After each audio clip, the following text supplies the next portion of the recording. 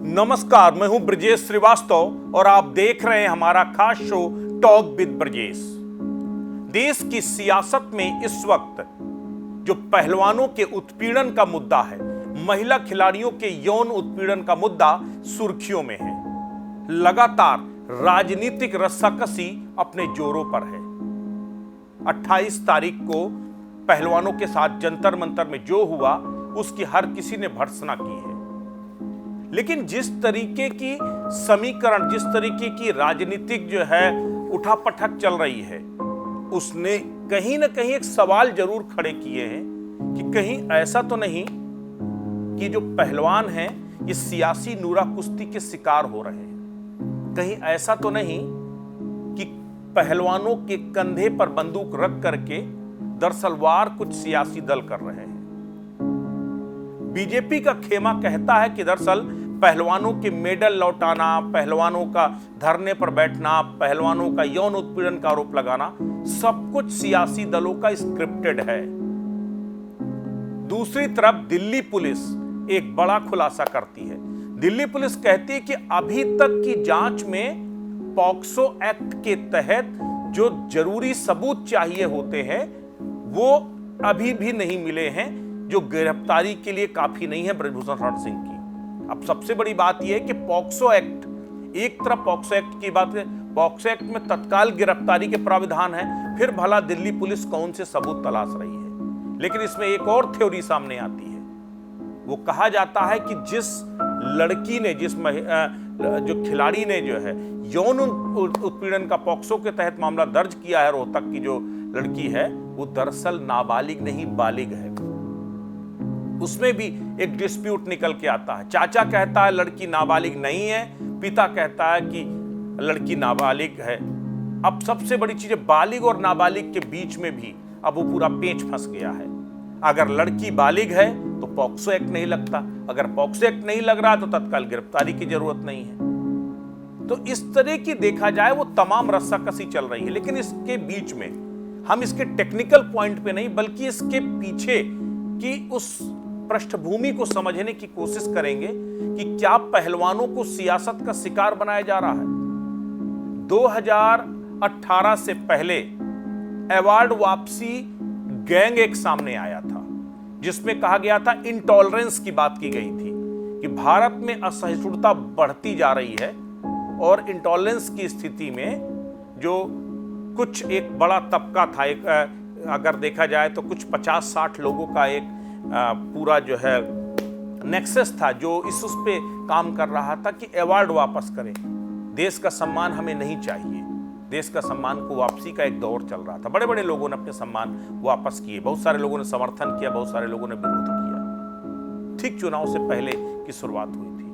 अब जब 2024 का चुनाव आ रहा है, तब पहलवानों के जरिए क्या कोई उसी तरह की कोशिश हो रही, एक बार फिर से उसी तरह का कोई अवार्ड वापसी गैंग अब पहलवानों को मोहरा बना रहा है, जो पहलवान अपने मेडल गंगा में बहा रहे हैं। क्या पहलवान जानबूझकर के सियासी इस पूरे अंतर्द्वंद का शिकार हो रहे हैं, सियासी मोहरा बन रहे हैं। कहा जा रहा है कि हरियाणा कांग्रेस का बुना हुआ पूरा कुचक्र है और उसमें ये कुछ पहलवान फंस गए हैं। इस सियासी नूरा कुश्ती के बीच में सच और झूठ की आवाज कसमकस में फंस गई है।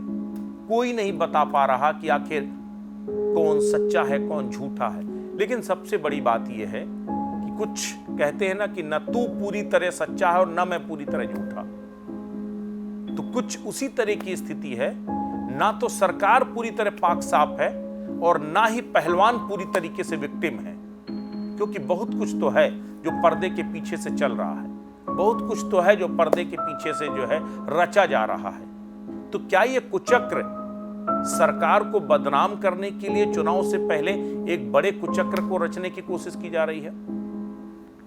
जिस तरीके के, अब आप अगर इन परिस्थितियों को देखिए, सबसे बड़ी बात है, अगर आप कास्टिज्म पॉलिटिक्स के नजरिए से देखिए तो ये अपने आप में बेहद अहम हो जाता है। दिल्ली में इस वक्त क्या चल रहा, ब्रजभूषण शरण सिंह, क्षत्रिय वोट बैंक, पहलवानों का एक बड़ा तबका जो जाटों से जुड़ा हुआ है, आने वाले समय में हरियाणा में चुनाव हो रहे हैं, आने वाले समय में जो है अगर देखा जाए तो चुनाव जो है अभी दूसरे राजस्थान में चुनाव हो रहा है, उत्तर प्रदेश में 24 में चुनाव आ रहा है, हर जगह जाट पॉलिटिक्स हावी है। तो क्या ये एक कास्टिज्म पॉलिटिक्स के साथ इसे जोड़कर देखा जाना चाहिए?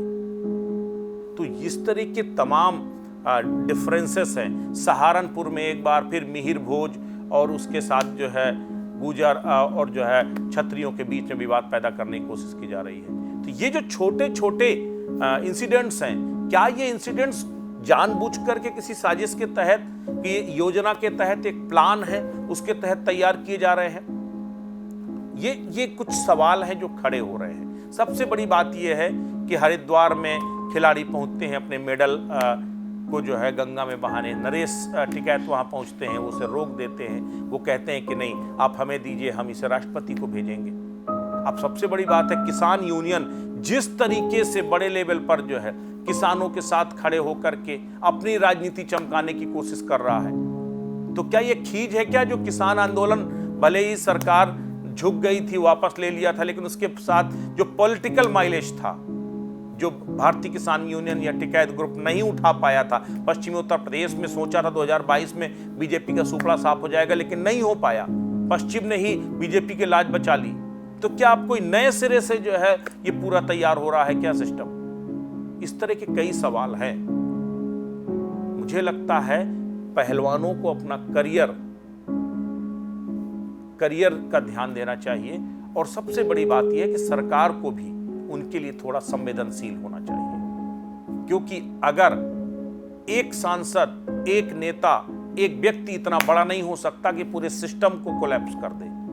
सवाल यह भी है कि कहीं ऐसा तो नहीं कि सरकार हठधर्मिता की शिकार होती जा रही है। अजय मिश्रा टेनी के मामले में हम लोगों ने देखा था कि तमाम पूरी रस्साकसी विपक्ष की, भारतीय किसान यूनियन की, सब की जो है रस्साकसी के बावजूद टेनी को नहीं हटाया गया तो नहीं हटाया गया। बार बार ब्रजभूषण शरण सिंह के ऊपर आरोप लग रहे हैं, दबाव बन रहा है कार्रवाई का, लेकिन कार्रवाई नहीं हो रही तो नहीं हो रही। दिल्ली पुलिस पहले कहती है कि उनके खिलाफ कार्रवाई के लिए पर्याप्त सबूत नहीं है, फिर बाद में अपने ट्वीट को डिलीट कर देती है। तो क्या दिल्ली पुलिस भी दबाव में है? क्या जानबूझ करके जो है सरकार हठधर्मिता की शिकार है कि अगर विपक्ष कहेगा तो नहीं करेंगे, चाहे उसमें असलियत हो या ना हो? सही और गलत तो बाद में तय होगा, वो तो कानून अपना काम करेगा, लेकिन क्या एक आम आदमी के प्रति भी, आम आदमी के खिलाफ भी अगर इसी तरह पॉक्सो एक्ट, इसी तरह की धाराओं में एफआईआर दर्ज होती तो पुलिस इसी तरीके से कहती कि अभी पर्याप्त सबूत हैं या नहीं है, गिरफ्तारी होगी या नहीं होगी, या उठा करके सीधे सीखचों के पीछे फेंक दिया होता। तो ये कहीं ना कहीं सवाल तो है, सरकार की क्रेडिबिलिटी पर भी सवाल खड़े हो रहे हैं। जिस तरीके से ये पूरा विवाद खड़ा, अगर विपक्ष पहलवानों के कंधे पर सियासत कर रहा है तो सरकार ने भी सियासत होने का मौका दिया है। सरकार अगर चाहती तो पहले दिन ही इस पूरे विवाद का पटाक्षेप कर सकती थी, कार्रवाई कर सकती थी। पहले दिन ही उन खिलाड़ियों को समझा बुझा करके, उनको आश्वासन दे करके जो है कार्रवाई का जो है और कार्रवाई की जा सकती थी, लेकिन नहीं हुआ। तो कहीं ना कहीं दोनों तरफ से कोशिश तो वो हुई है, एक तरफ से हठधर्मिता है तो दूसरी तरफ से भी जो है हट है। वो कह रहे हैं कार्रवाई के बगैर हम उठेंगे नहीं, हम जाएंगे नहीं, हम कुछ और करेंगे नहीं। तो ये कहीं ना कहीं बीच का रास्ता इसका कुछ होगा, और देश को सोचने की जरूरत है। हम सबको इस नजरिए से, हमारी सिंपैथी उन महिला पहलवानों के साथ है, महिला खिलाड़ियों के साथ है। अगर उनके साथ वाकई में ऐसा हुआ है तो किसी को बख्शा नहीं जाना चाहिए, लेकिन अगर ऐसा नहीं हुआ है तो किसी बेकसूर को फंसना भी नहीं चाहिए। केवल सियासत का शिकार होकर के किसी को भी किसी का करियर बर्बाद करने का कोई हक नहीं है। ये तमाम जो खिलाड़ी हैं जिन्होंने देश के लिए मान सम्मान, मेडल सब कुछ अर्जित किया है, अगर आज उन्हें अपने मेडल को गंगा में बहाने की आवश्यकता महसूस हो रही है तो ये सरकार को भी सोचना चाहिए कि आखिर ऐसा क्यों हो रहा है, और उन्हें समय रहते ये प्रयास करने चाहिए कि शायद ये सियासत रुके।